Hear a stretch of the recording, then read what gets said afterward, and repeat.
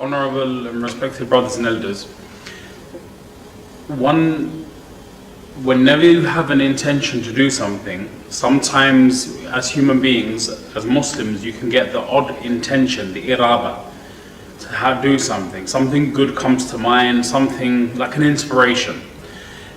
I can give you 101 examples, but I'm sure you can put yourself in that situation and think, recent, perhaps not in the far past, where you've had just a thought, a good thought.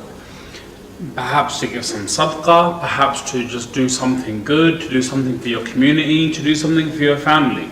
Whatever the shape or form, whenever we have a good intention in mind, that is itself a good blessing and a ni'mah from Allah subhanahu wa ta'ala. Any good thought is a ni'mah and blessing from Allah subhanahu wa ta'ala. When we think of good intentions, we generally think that if I intend to do something good, that's good. But there's also something additional to that. If you intend to stop from bad, you intend to stop from doing something guna, something sin, that also is a good intention as well. A good intention doesn't mean you want to just increase your good deeds. A good intention can also mean to decrease your bad deeds. So if someone, for example, has an issue where they, for example, now have unfortunately, but they use their eyes in the wrong way, they're addicted to watching explicit material online, films that perhaps they shouldn't be watching at all. So what happens is the person knows, I've got an issue, I've got a problem, inshallah I'm going to try and stop. That itself is a good intention. That's a blessing and ni'mah from Allah. And on your intention, you will always get rewarded. Always. You will always get a reward for making an intention for having a good deed. When a person thinks of something good, and the person intends something good, immediately you will get a complete reward just for intending that. من هم بحسنة فلم يعملها كتب الله تبارك وتعالى عنده حسنة كاملة. Whoever intends to do a good deed, whichever way, shape or form it is, small, big, wherever it is, when you intend something good, immediately you're going to get the reward for that. For example, I've got a son, I wish him to become a Hafiz of Quran. Inshallah, I'll get one reward for that already. I also plan for my daughter also likewise. So I'm going to get a reward for that. When they do complete it, وَمَنْ هَمَّ بِهَا فَعَمِلَهَا. The hadith mentioned then whoever so intends a good deed, and then they practically follow that good deed up, meaning they do it, then Allah subhanahu wa ta'ala will give them a minimum of 10 times more reward. 10 times more. So this is how kind Allah is, because when you do a sin, you get one sin. Obviously sins are different in terms, obviously zina is going to be big, qatl and murder is going to be big, interest and zulm and injustice is going to be a very big sin, but it's still just one. And on the day of judgment, according to the sins we've done, they'll be weighed on the day of judgment. However, some good deeds, they may be just one deed, but Allah in His infinite mercy multiplies it by 10. So how can someone go to Jahannam when you get 10 times more good and you only get one bad? SubhanAllah. Allah could have flipped it around and said, look, because I'm giving you Jannah for free, I'm giving you Akhirah for free, I'm giving you Nabi Sallallahu Alaihi Wasallam for free, we're going to flip it.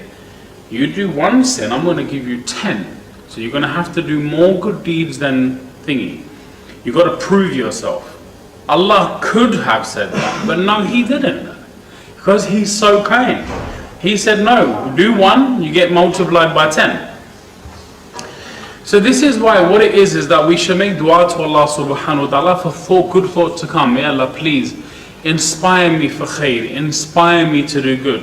Allahumma alhimni rushdi. Allahumma oh Allah, inspire me to do good, inspire me to come onto the right path. Oh Allah, inspire me for goodness. And whenever we have a negative thought, we should repel this. And like you may hear me, I make this dua quite often. Allahumma arina al-haqqa haqqa warzuqna ittiba'ah وَأَرِنَا الْبَاطِلَ بَاطِلًا وَارْزُقْنَا اجْتِنَابًا. I constantly make this dua, and I recommend others to learn it and make it. It mentions, oh Allah, أَرِنَا الْحَقَّ حَقًّا. Oh Allah, show me good as good, and let me see evil for evil, and give me the ability to practice good and abstain from the evil. So what it is, I'm asking, oh Allah, you know what's good, let me also see good as good. Because unfortunately, before the times of Qiyamah, good people and good things will be seen as bad. Good things will be seen as bad, and bad things will be seen as good. So, أَرِنَا الْحَقَّ حَقًّا. Wallah, let me see haqq and good as truthful, and give me the ability to practice it. And let me see batil and falsehood as it is, and give me the ability to abstain. So, but whenever we repel a negative thought, this is an act of mujahada. You will get rewarded on this particular action. Understand it like this: any good deed that comes in your mind is similar to a guest from Allah subhanahu wa ta'ala, a ni'mah, a blessing. Now put ourselves in a worldly context. You've got a guest that comes to your house. Okay?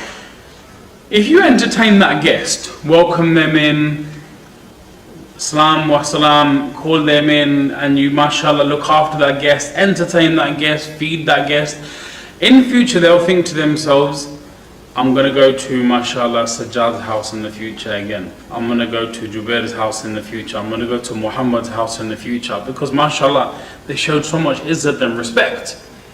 But if someone comes to the door and the first thing you think of is, yaar ye kebab ki haddi kahan se aa gaya?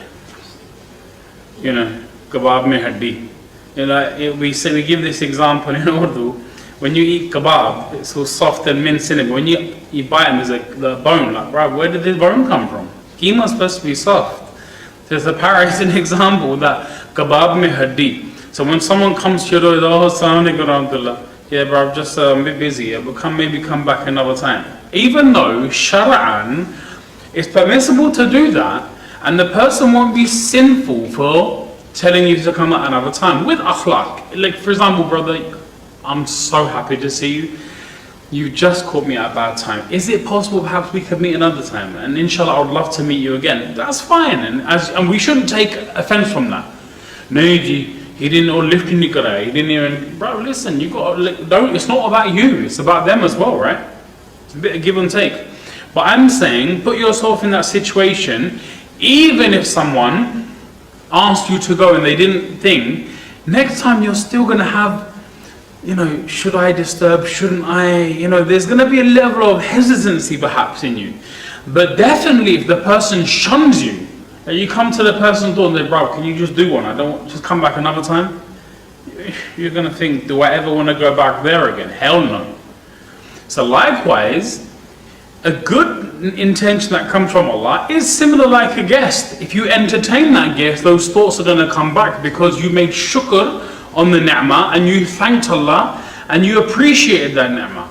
And that is those good thoughts which come. But when we reject them, maybe they won't come so often. So this is why we say, don't ever look down upon any small deed. Allah maafam, this is what Shaytaan will do. He'll make you think, bro, you're so sinful, what's that one little good deed gonna do? What's that one good deed gonna do? Don't ever look down upon any good deed. Like the Prophet even mentioned, لَا تَحْقِرَنَّ. Don't ever look down upon any act of goodness. Why? Because you don't know what's going to earn the pleasure of Allah subhanahu wa ta'ala. I'll give you an example, and maybe you've heard this. It's a very, very often quoted, and it's an authentic riwayat as well, where a man, subhanallah, and there's two riwayat mentions exactly, but I'll mention the female one. A woman, subhanallah, who did the most lewdest of action, which we would refer to in terms of her own izzah. She was a prostitute and she used to sell her body for money, subhanallah. But this act was something, subhanallah, which in Islam we completely disagree with. Okay? What happened is that she went to a well to draw out some water, and she saw that there was a dog nearby also in need of water as well. So she had rahm on that dog. This dog also is a human, it's a soul that breathes. So She withdrew some water, gave the water to the dog to drink. Allah subhanahu wa ta'ala sent wahi, Allahu Akbar, to the Nabi of the time to inform him that this act of kindness, this gesture of kindness has earned this woman's forgiveness.